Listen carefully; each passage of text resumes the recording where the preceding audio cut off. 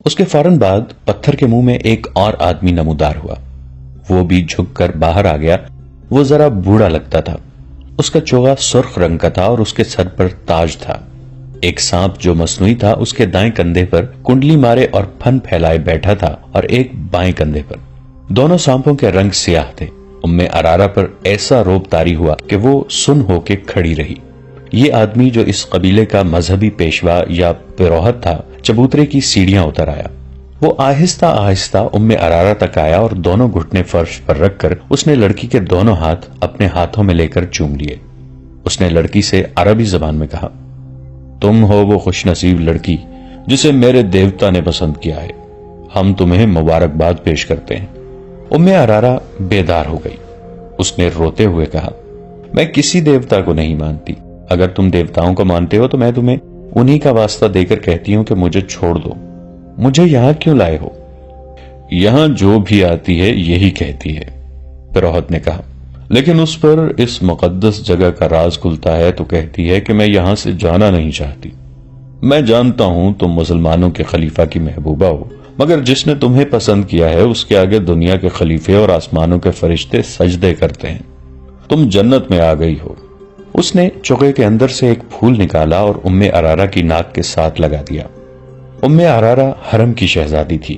اس نے ایسے ایسے عطر سونگے تھے جو اس کی شہزادیوں کے سوا اور کوئی خواب میں بھی نہیں سونگ سکتا تھا، مگر اس پھول کی بو اس کے لیے انوکھی تھی۔ یہ بو اس کی روح تک اتر گئی۔ اس کی سوچوں کا رنگ ہی بدل گیا۔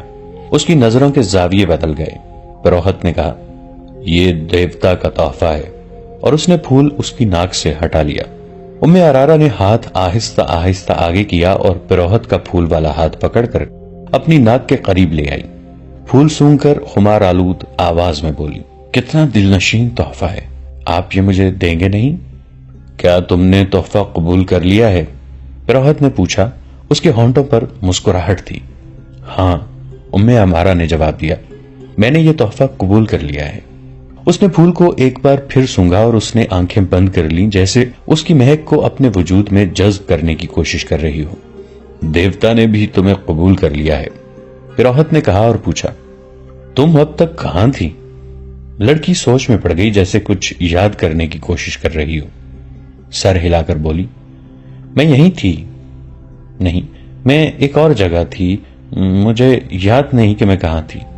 تمہیں یہاں کون لایا ہے؟ کوئی بھی نہیں، ارارا نے جواب دیا، میں خود آئی ہوں۔ تم گھوڑے پر نہیں آئی تھی؟ نہیں، لڑکی نے جواب دیا، میں اڑتی ہوئی آئی ہوں۔ کیا راستے میں صحرا اور پہاڑ اور جنگل اور ویرانے نہیں تھے؟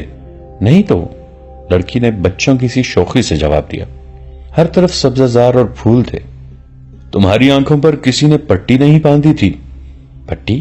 نہیں تو، لڑکی نے جواب دیا، میری آنکھیں تو کھلی ہوئی تھیں اور میں نے رنگ برنگے پرندے دیکھے تھے، پیارے پیارے پرندے۔ پروہت نے اپنی زبان میں بلند آواز سے کچھ کہا۔ ارارا کے عقب سے 4 لڑکیاں آئیں۔ انہوں نے اس کے کپڑے اتار دیے۔ وہ مادرزاد ننگی ہو گئی۔ اس نے مسکرا کر پوچھا، دیوتا مجھے اس حالت میں پسند کریں گے؟ پروہت نے کہا، نہیں، تمہیں دیوتا کے پسند کے کپڑے پہنائے جائیں گے۔ لڑکیوں نے اس کے کندھوں پر چادر سی ڈال دی جو اتنی چوڑی تھی کہ کندھوں سے پاؤں تک اس کا جسم مستور ہو گیا۔ اس چادر کے کناروں پر رنگدار رسیوں کے ٹکڑے تھے۔ چادر آگے کر کے ان ٹکڑوں کو گانٹھیں دے دی گئی تھیں۔ چادر نہایت موزوں چوغا بن گئی۔ ارارا کے بال ریشم جیسے ملائم اور سیاہی مائل بھورے تھے۔ ایک لڑکی نے اس کے بالوں میں کنگھی کر کے اس کے شانوں پر پھیلا دیے۔ اس سے اس کا حسن اور زیادہ بڑھ گیا۔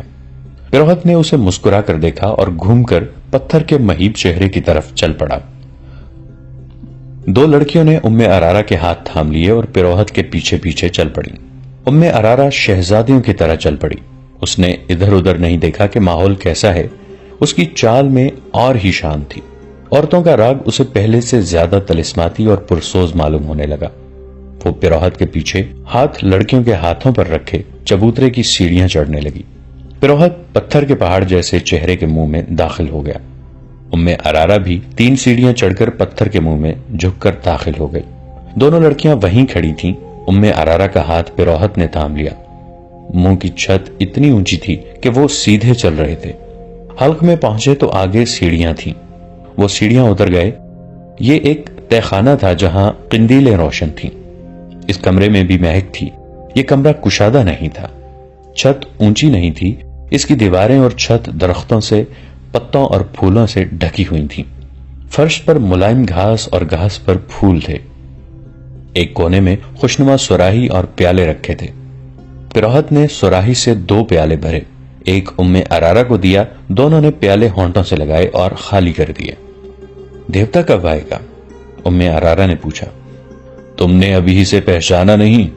پروہت نے کہا۔ تمہارے سامنے کون کھڑا ہے؟ ام ارارا اس کے پاؤں میں بیٹھ گئی اور بولی، ہاں میں نے پہچان لیا ہے، تم وہ نہیں ہو جسے میں نے اوپر دیکھا تھا، تم نے مجھے قبول کر لیا ہے؟ ہاں، پروہت نے کہا، آج سے تم میری دلہن ہو۔ میں آپ کو اور کچھ نہیں بتا سکتا۔ میرے باپ نے مجھے بتایا تھا کہ پروہت لڑکی کو پھول سنگھاتا ہے جس کی خوشبو سے لڑکی کے ذہن سے نکل جاتا ہے کہ وہ کیا تھی، کہاں سے آئی ہے اور کس طرح لائی گئی ہے۔ وہ پروہت کی لونڈی بن جاتی ہے اور اسے دنیا کی گندی چیزیں بھی خوبصورت دکھائی دیتی ہیں۔ پروہت اسے 3 راتیں اپنے ساتھ تہہ خانے میں رکھتا ہے۔ یہ انکشاف ان 5 سوڈانی حبشیوں میں سے ایک نے علی بن سفیان کے سامنے کیا، جنہیں اس نے خلیفہ کے محافظ دستے میں سے نکالا تھا۔ یہ 5 اسی قبیلے میں سے تھے جس قبیلے کے وہ 4 تھے جنہوں نے ام ارارا کو اغوا کیا تھا۔ اپنے ساتھ لے جا کر علی بن سفیان نے ان 5 سے کہا تھا کہ چونکہ وہ اسی قبیلے کے ہیں جو تیسرے سال کے آخر میں جشن مناتا ہے اور وہ چھٹی پر جا رہے تھے، اس لیے انہیں معلوم ہوگا کہ لڑکی کس طرح اغوا ہوئی ہے۔ ان 5 نے کہا تھا کہ انہیں اغوا کا علم ہی نہیں۔ علی بن سفیان نے انہیں یہ لالچ بھی دیا کہ وہ سچ بتا دیں تو انہیں کوئی سزا نہیں دی جائے گی۔ پھر بھی وہ لا علمی کا اظہار کرتے رہے۔ یہ قبیلہ وحشیانہ مزاج اور خونخواری کی وجہ سے مشہور تھا۔ انہیں سزا کا ذرہ بھر ڈر نہ تھا۔ 5 بہت دلیری سے انکار کر رہے تھے۔ آخر علی بن سفیان کو وہ طریقے آزمانے پڑے جو پتھر کو بھی پگھلا دیتے ہیں۔ 5 کو الگ الگ کر کے علی بن سفیان انہیں اس جگہ لے گیا جہاں چیخیں اور آہ بکا کوئی نہیں سنتا تھا۔ مسلسل اذیت اور تشدد سے کوئی ملزم مر جائے تو کسی کو پرواہ نہیں ہوتی تھی۔ یہ 5 سوڈانی بڑے ہی سخت جان معلوم ہوتے تھے۔ وہ رات بھر اذیت سہتے رہے۔ علی بن سفیان رات بھر جاگتا رہا۔ آخر انہیں اس امتحان میں ڈالا گیا جو آخری حربہ سمجھا جاتا تھا۔ یہ تھا چکر، شکنجا، ریہٹ کی طرح چوڑے اور بہت بڑے پہیے پر ملزم کو الٹا لٹا کر ہاتھ رسیوں سے چکر کے ساتھ باندھ دیے جاتے تھے اور پاؤں ٹخنوں سے رسیاں ڈال کر فرش میں گاڑے ہوئے کیلوں سے کس دیے جاتے تھے۔ پہیے کو ذرا سا آگے چلایا جاتا تو ملزم کے بازو کندھے سے اور ٹانگیں کولہوں سے الگ ہونے لگتی تھیں۔ بعض اوقات ملزم کو کھینچ کر پہیے کو ایک جگہ روک لیا جاتا تھا۔ اذیت کا یہ طریقہ ملزموں کو بے ہوش کر دیتا تھا۔ سحر کے وقت ایک ادھیڑ عمر حبشی نے علی بن سفیان سے کہا، میں سب کچھ جانتا ہوں لیکن دیوتا کے ڈر سے نہیں بتاتا۔ دیوتا مجھے بہت بری موت ماریں گے۔ کیا اس سے بڑھ کر کوئی بری موت ہو سکتی ہے جو میں تمہیں دے رہا ہوں؟ علی بن سفیان نے کہا، اگر تمہارے دیوتا سچے ہوتے تو وہ تمہیں اس شکنجے سے نکال نہ لیتے۔ تم اگر مرنے سے ڈرتے ہو تو موت یہاں بھی موجود ہے۔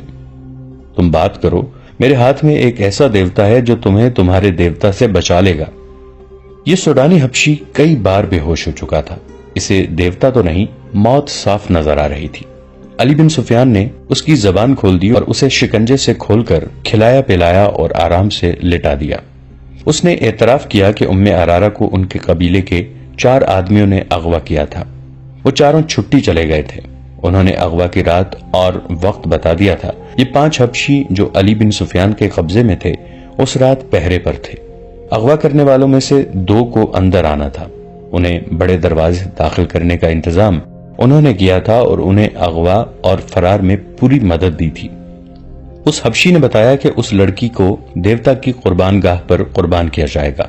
ہر 3 سال بعد ان کا قبیلہ 4 روزہ جشن مناتا ہے، لیکن لڑکی اپنے قبیلے کی نہیں ہوتی۔ شرط یہ ہے کہ لڑکی غیر ملکی ہو، سفید رنگ کی ہو، اونچے درجے کے خاندان کی ہو اور اتنی خوبصورت ہو کہ لوگ دیکھ کر ٹھٹک جائیں۔ تو اس کا مطلب یہ ہے کہ ہر 3 سال بعد تمہارا قبیلہ باہر سے ایک خوبصورت لڑکی کو اغوا کر کے لاتا ہے؟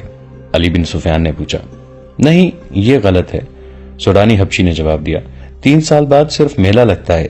لڑکی کی قربانی 5 میلوں کے بعد یعنی ہر 15 سال بعد دی جاتی ہے۔ مشہور یہی ہے کہ ہر 3 سال بعد لڑکی قربان کی جاتی ہے۔ اس نے اپنے باپ کے حوالے سے وہ جگہ بتائی جہاں قربانی دی جاتی تھی۔ پروہت کو وہ دیوتا کا بیٹا کہتا تھا۔ جہاں میلہ لگتا تھا اس سے 1.5 میل جتنی دور ایک پہاڑی علاقہ تھا جہاں جنگل بھی تھا۔ یہ علاقہ زیادہ وسیع اور عریض تھا۔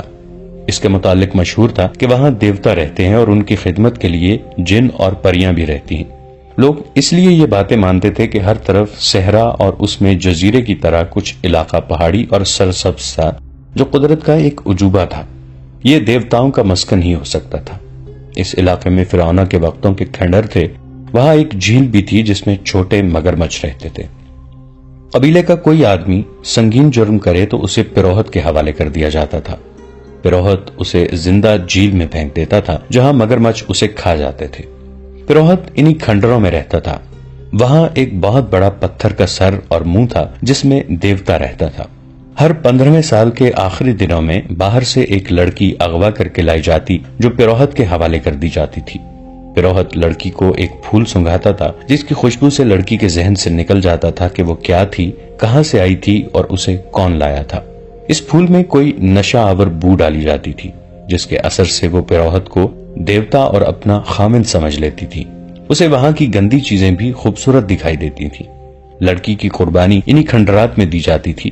لڑکی کو پروہت تہ خانے میں اپنے ساتھ رکھتا تھا۔ اس جگہ 4 مرد اور 4 خوبصورت لڑکیاں رہتی تھیں۔ ان کے سوا کسی کو پہاڑ کے اندر جانے کی اجازت نہیں تھی۔ لڑکی کو جب قربان گاہ پر لے جایا جاتا تو اسے احساس ہی نہ ہوتا کہ اس کی گردن کاٹ دی جائے گی۔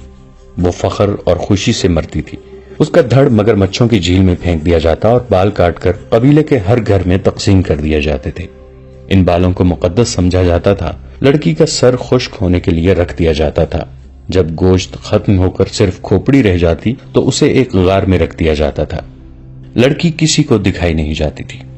15 سال پورے ہو رہے ہیں، اب کے لڑکی کی قربانی دی جائے گی۔ اس حبشی نے کہا، ہم 9 آدمی مصر کی فوج میں بھرتی ہوئے تھے۔ ہمیں چونکہ نڈر اور وحشی سمجھا جاتا ہے اس لیے ہمیں خلیفہ کے محافظ دستے کے لیے منتخب کر لیا گیا۔ 2 مہینے گزرے، ہم نے اس لڑکی کو دیکھا۔ ایسی خوبصورت لڑکی ہم نے کبھی نہیں دیکھی تھی۔ ہم سب نے فیصلہ کر لیا کہ اس لڑکی کو اٹھا لے جائیں گے اور قربانی کے لیے پیش کریں گے۔ ہمارے ایک ساتھی نے جو کل مارا گیا ہے اپنے گاؤں جا کر قبیلے کے بزرگ کو بتا دیا تھا کہ اس بار قربانی کے لیے ہم لڑکی لائیں گے۔ ہم نے لڑکی کو اغوا کر لیا ہے۔ یہ قصہ صلاح الدین ایوبی کو سنایا گیا تو وہ گہری سوچ میں کھو گئے۔ علی بن سفیان ان کے حکم کا منتظر تھا۔ سلطان ایوبی نے نقشہ دیکھا اور کہا، اگر جگہ یہ ہے تو یہ ہماری عملداری سے باہر ہے۔ تم نے شہر کے پرانے لوگوں سے جو معلومات لی ہیں ان سے یہ ثابت ہوتا ہے کہ فرعون تو صدیاں گزرے مر گئے ہیں لیکن فرعونیت ابھی باقی ہے۔ بحیثیت مسلمان ہم پر فرض عائد ہوتا ہے کہ ہم اگر دور نہ پہنچ سکیں تو قریبی پڑوس سے تو کفر اور شرک کا خاتمہ کریں۔ آج تک معلوم نہیں کتنے والدین کی معصوم بیٹیاں قربان کی جا چکی ہیں اور اس میلے میں کتنی بیٹیاں اغوا ہو کر فروخت ہو جاتی ہیں۔ ہمیں دیوتاؤں کا تصور ختم کرنا ہے۔ لوگوں کو دیوتاؤں کا تصور دے کر نام نہاد مذہبی پیشوا لڑکیاں اغوا کر کے بدکاری اور عیاشی کرتے ہیں۔ میرے مخبروں کی اطلاع نے یہ بےہودہ انکشاف کیا ہے کہ ہماری فوج کے کئی کماندار اور مصر کے پیسے والے لوگ اس میلے میں جاتے ہیں اور لڑکیاں خریدتے یا چند دنوں کے لیے کرائے پر لاتے ہیں۔ علی بن سفیان نے کہا، کردار کی تباہی کے علاوہ یہ خطرہ بھی ہے کہ سوڈانیوں کی برطرف فوج کے عسکری اس میلے میں زیادہ تعداد میں جاتے ہیں۔ ہماری فوج اور ہمارے دوسرے لوگوں کا سوڈانی سابقہ فوجیوں کے ساتھ ملنا جلنا اور جشن منانا ٹھیک نہیں۔ یہ مشترکہ تفریح ملک کے لیے خطرناک ثابت ہو سکتی ہے۔ علی بن سفیان نے ذرا جھجک کر کہا، اور لڑکی کو قربان ہونے سے پہلے بچانا اور خلیفہ کے حوالے کرنا اس لیے بھی ضروری ہے کہ اسے معلوم ہو جائے کہ اس نے آپ پر اغوا کا جو الزام عائد کیا ہے وہ کتنا بے بنیاد اور لغو ہے۔ مجھے اس کی کوئی پرواہ نہیں علی، سلطان ایوبی نے کہا۔ میری توجہ اپنی ذات پر نہیں، مجھے کوئی کتنا ہی حقیر کہے اسلام کی عظمت کے فروغ اور تحفظ کو نہیں بھول سکتا۔ میری ذات کچھ بھی نہیں، اور تم بھی یاد رکھو علی، اپنی ذات سے توجہ ہٹا کر سلطنت کے استحکام اور فلاح و بہبود پر توجہ مرکوز رکھو۔ اسلام کی عظمت کا امین خلیفہ ہوا کرتا تھا، مگر وقت گزرنے کے ساتھ ساتھ خلیفے اپنی ذات میں گم ہوتے گئے اور اپنے نفس کا شکار ہو گئے۔ اب ہماری خلافت اسلام کی بہت بڑی کمزوری بن گئی ہے۔ صلیبی ہماری اس کمزوری کو استعمال کر رہے ہیں۔ اگر تم کامیابی سے اپنے فرائض نبھانا چاہتے ہو تو اپنی ذات اور اپنے نفس سے دستبردار ہو جاؤ۔ خلیفہ نے مجھ پر جو الزام عائد کیا ہے اسے میں نے بڑی مشکل سے برداشت کیا ہے۔ میں اوچھے وار کا جواب دے سکتا تھا مگر میرا وار بھی اوچھا ہوتا، پھر میں ذاتی سیاست بازی میں الجھ جاتا۔